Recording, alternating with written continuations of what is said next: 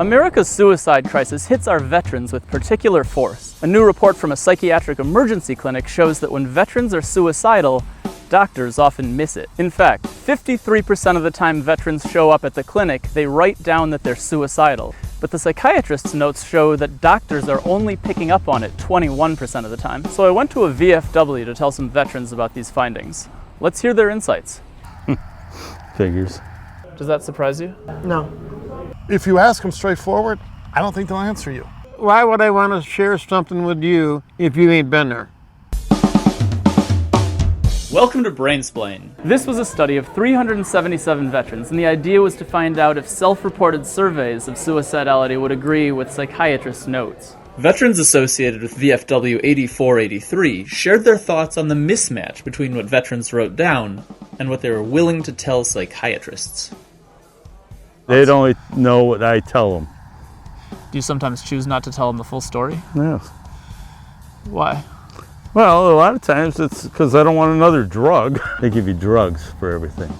I take an anxiety pill for during the day, and I take a sleeping pill for night. It's like, isn't it? They went through a checklist. How would you prefer it? They'd actually talk to you, you know. Find out what's going on with the person. Just say, you know, it's not like, okay, well, you know, I get all hyped up during the day, and you know, so here's taking an anxiety pill, you know, and then I have nightmares at night, so here, take a sleeping pill.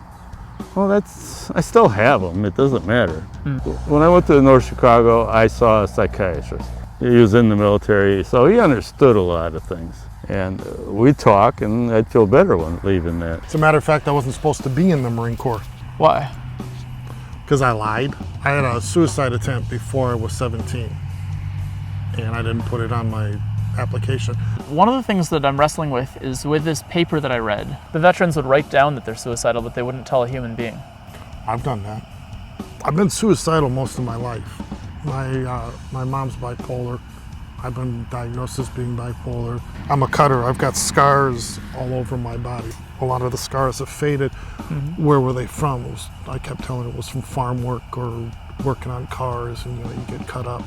So you're afraid that the psychiatrist would tell the Marines and then they would fire you from your job or hurt you as far as your career? Yes.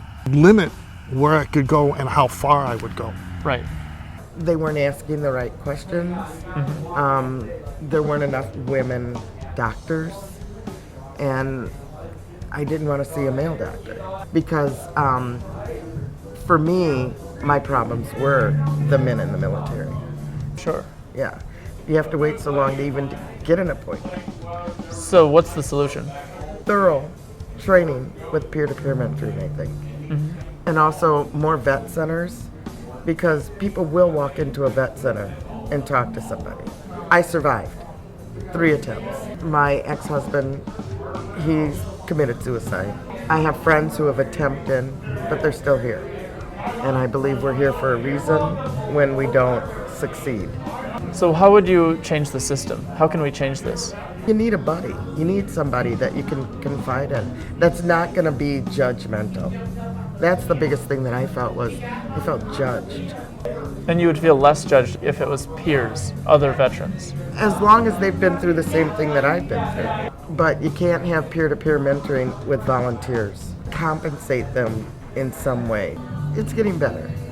It was worse when our Vietnam veterans came back. Well, I went to counseling. He said, what's your problem? I said, I don't have a problem. He said, well, why are you crying? A counselor. You're going to go talk to some kid that just had his fucking buddy blown apart. You know all about his family and shit, and then have the fucking guy blown up in front of you. And here you are, well, I went to school. For someone to say, well, you know, I went to school for 15 years and, you know, and I'm going to go help this veteran out. How can you help him out? You don't know what's inside the guy's brain or her brain. If you want to help the veterans, and especially the suicidal guys, unless you've been there, it's almost impossible. You've heard the research and you've heard from some veterans. What do you think? I'm Morgan Campbell, and this is Brainsplain.